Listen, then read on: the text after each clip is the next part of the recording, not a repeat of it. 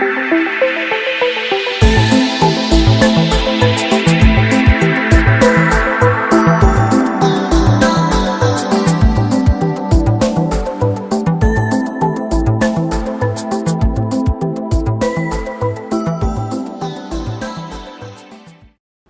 again to Mid-Missouri Art News. Today, August 9th, here at JCTV in Jefferson City, Missouri. A lot of humidity and heat in the Jefferson City, Missouri area, our capital city. I'm your host, Rick J. today, and with me, I'd like to introduce to you Mr. Jimmy Mustian, who's a co-host, member of the Jefferson City Art Club. You may be seeing reading Jimmy's column now for the Jefferson City Art Club in the local Jefferson City Tribune. So this is the face, Jimmy Mustian, that you'll be seeing and reading throughout the news print. We're happy today to have two special guests. Artist Stephen Wilson, soon to be a featured artist on the Jefferson City website, Jefferson City Art Club website.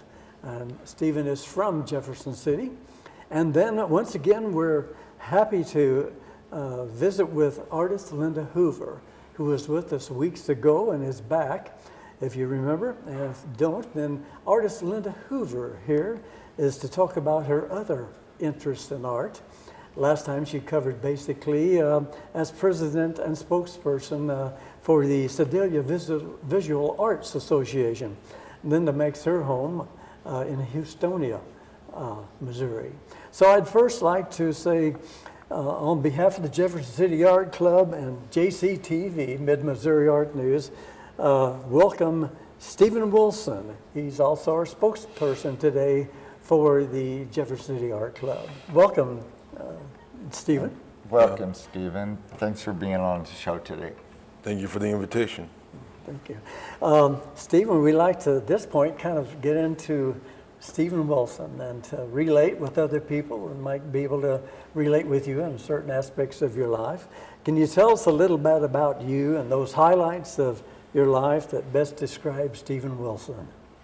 Well, I was born and raised in Northern Illinois, and my father was a heavy equipment operator, and my mother was a DUI counselor in Lake County.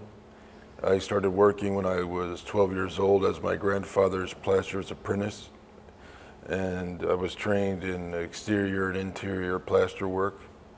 I started going to college in Tennessee Tech University, studying experimental design and psychology. I did my thesis on taste perception.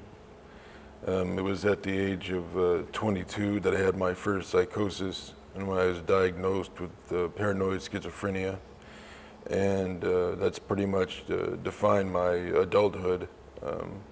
I started writing short stories and novellas and poetry when I was 12, and that pretty much carried me through all the way through college. Excellent. And it hasn't really been maybe the last 10 years that I got back into the visual arts. Excellent. Well, we've seen some of your work and we're going to share it today with us, and that's really commendable that you've really started from grassroots and now enjoying life here in Jefferson City. Stephen, can you share with us when and how you were first inspired to become an artist, and what has continued to inspire you as an artist now? Well, I guess my first foray into art, and it really wasn't considered art, was when I was my grandfather's apprentice. He had an old-fashioned barn set behind his home, and behind the barn was a cemetery, and in the barn was where we stored all of the used finish that we used for exterior coating. And I would use old styrofoam and old pieces of plywood, and I would start using that old finish, and I would start making pictures. Sometimes they would be abstract, sometimes they would be landscapes, sometimes they would be actual buildings that we were working on at the time. And that's really where I didn't really consider it to be art. I was just doing something that felt natural to me in that. Very interesting. And In regards to the literary, I first got started in Robert Frost, Ray Bradbury, Oh, my, yes. and moved into Edgar Allan Poe and Walt Whitman. And in the same way that they inspired me in my writing, as I got older and went into college, I was inspired by some of the movements like Expressionism and Fauvism and Surrealism. And the painters that meant a great deal to me is Bob Thompson, Salvador Dali, Oskar Kokoschka, Edvard Munch. And that has really sustained me through to the time now. Some of my Thank you. favorite artists Thank also you. are my. Me It's too.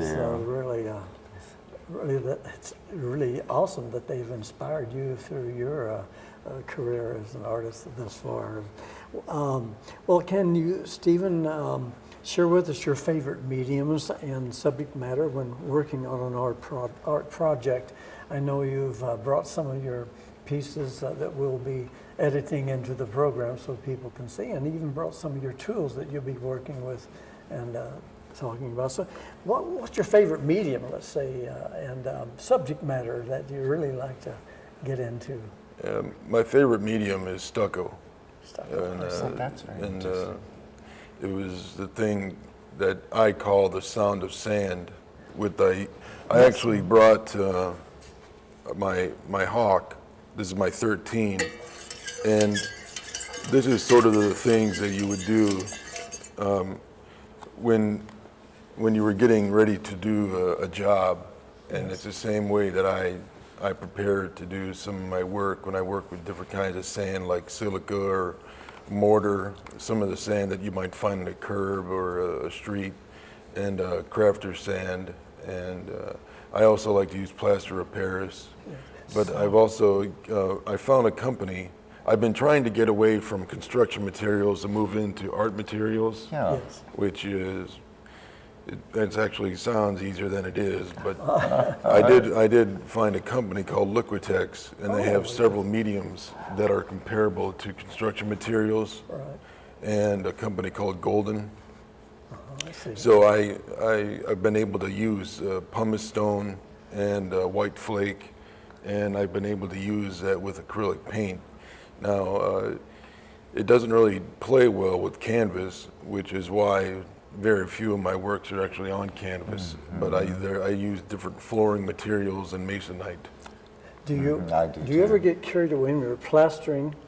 Because I picture you with the hawk and the blade for working a wallboard. I can imagine you getting carried away and drawing a scene, and the boss having to say, "Stephen, we're at work now."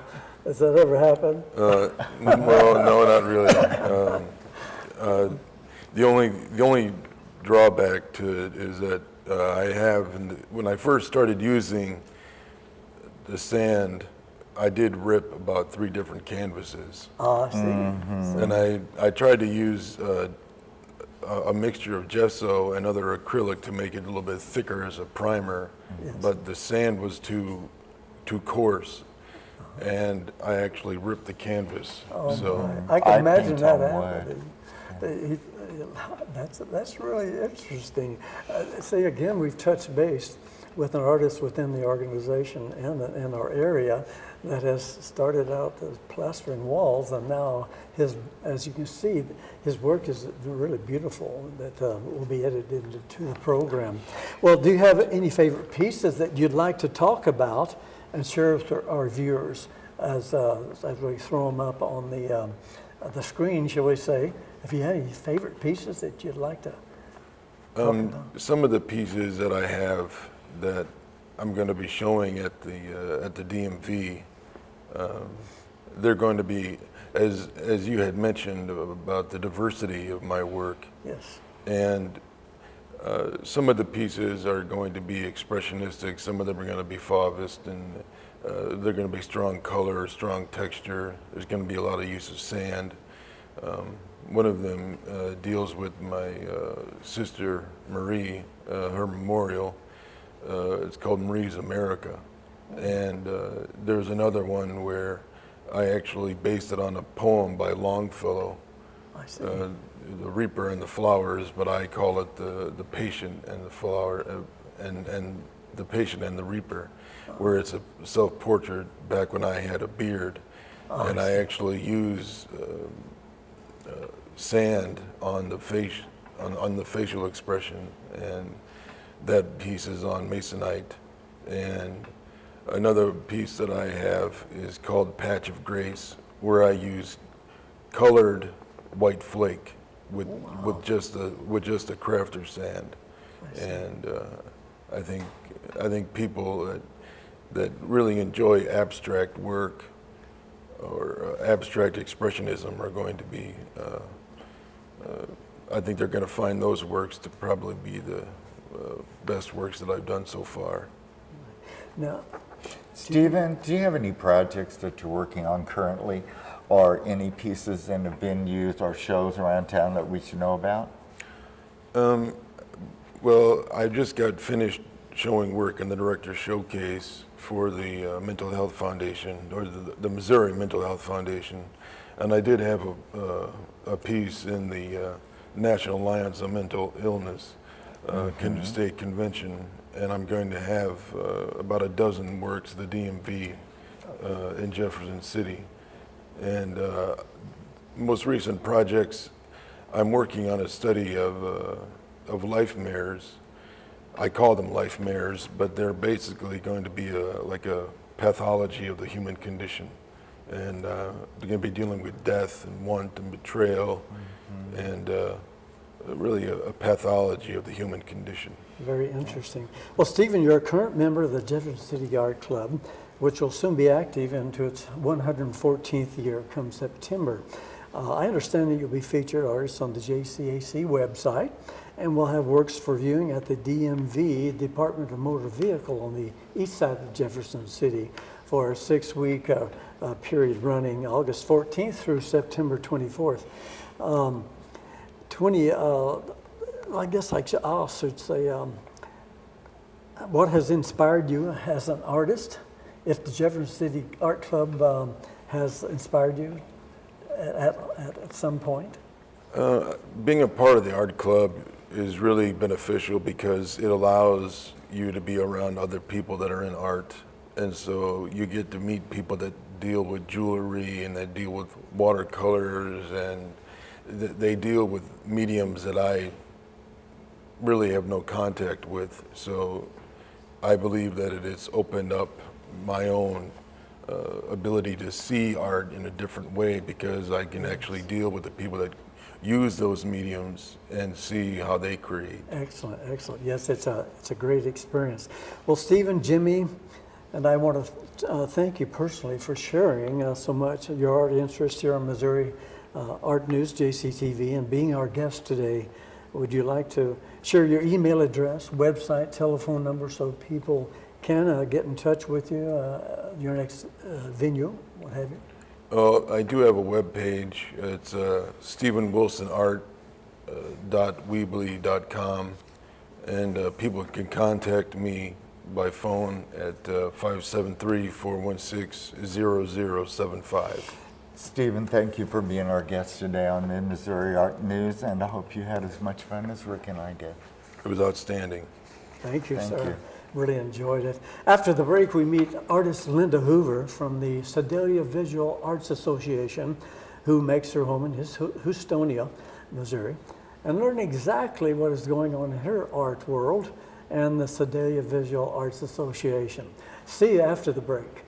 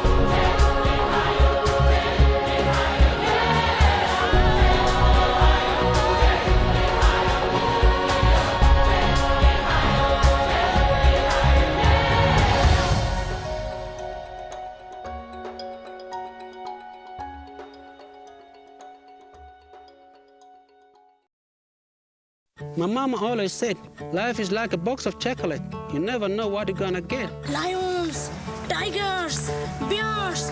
Oh my! Hakuna bini kan senda. Tena mite kigatio ako. Mete gotcha.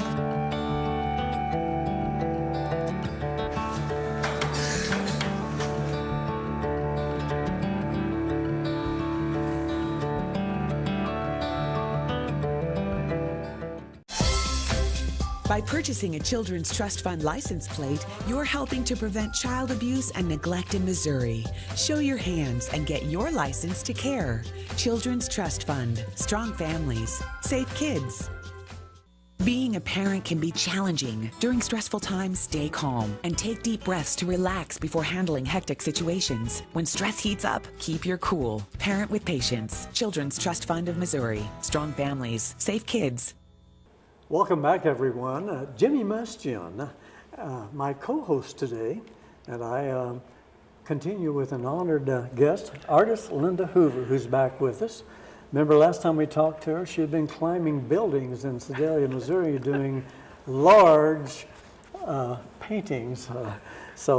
But Linda is here today to share a bit of her life as an artist and president and spokesperson for the Sedalia Visual Arts Association. Welcome back to JCTV. Thank you, Rick. Mid-Missouri Art News, Linda. Welcome, Linda. It's Thank nice you. to have you on our program. Linda, would you tell us a little bit about you, some of the things that highlight your life and that best describe Linda Hoover? Best describe Linda Hoover. Well, I've always thought of myself as an artist, I think because my mother was an artist and encouraged me. She did wonderful watercolor paintings and would buy me supplies, get me lessons. And then when I was in school, I was always the class artist. I can tell you one story from school that I was thinking about today. And then this is different than the last time. Oh, okay. But when I was in about 4th grade, I think, we had a talent contest. So I got together with a group of girls, and they had a song. It was called The Littlest Angel. And I did the illustration on the chalkboard. So I had a great big space to draw on, which I like. Yes, yes.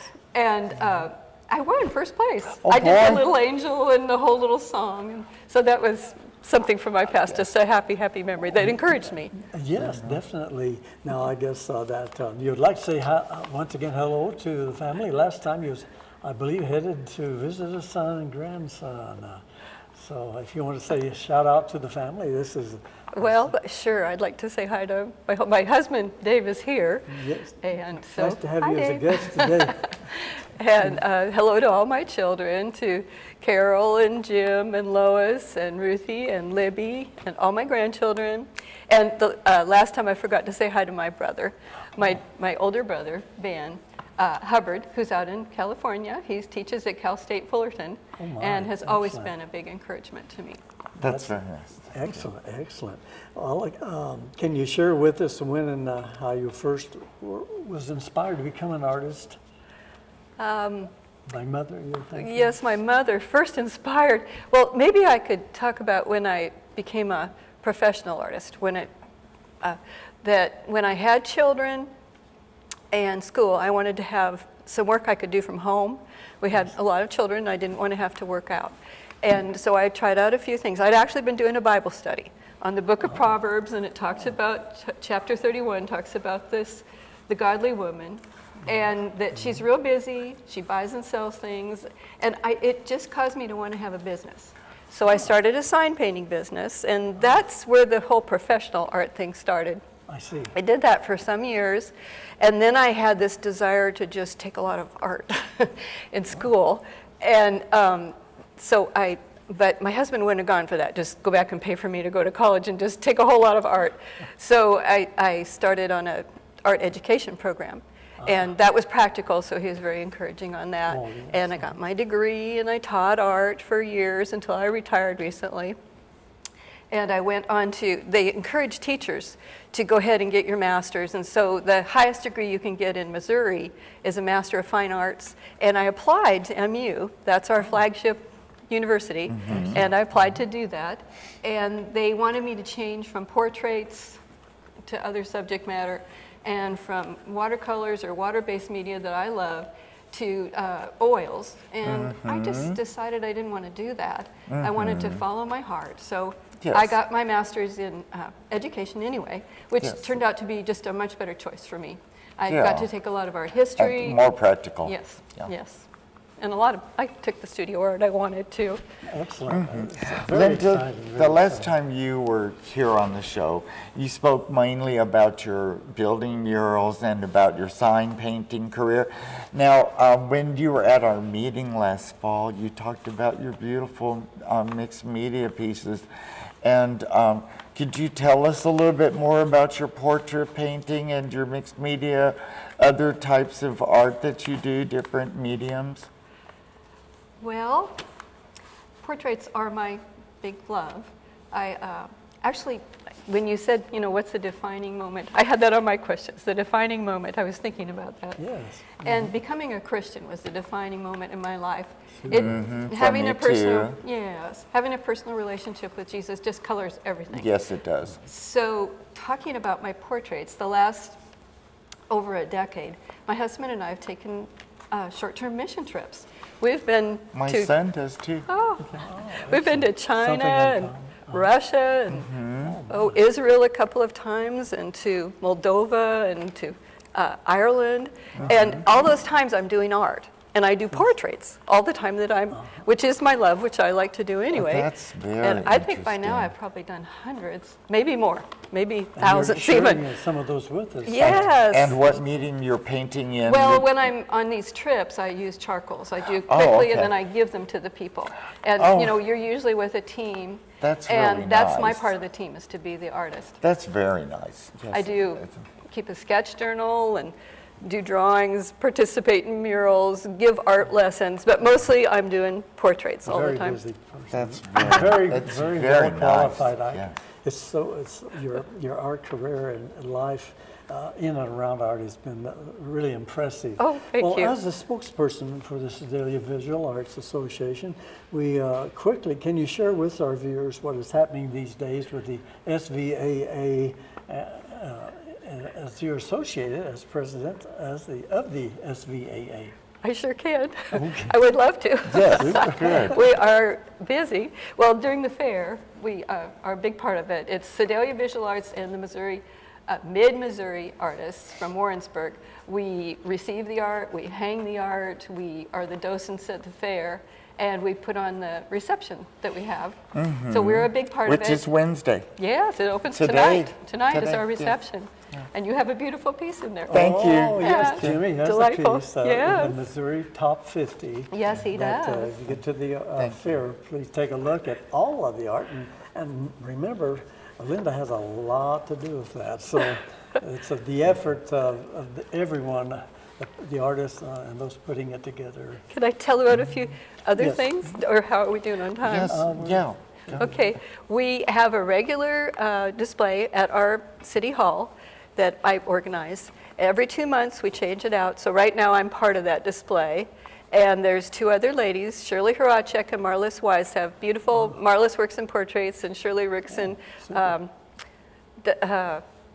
losing my word here, but she does beautiful work. And collage, beautiful collage. Oh, my. And we'll be changing, every 2 months we change that out. So that's one venue that we show.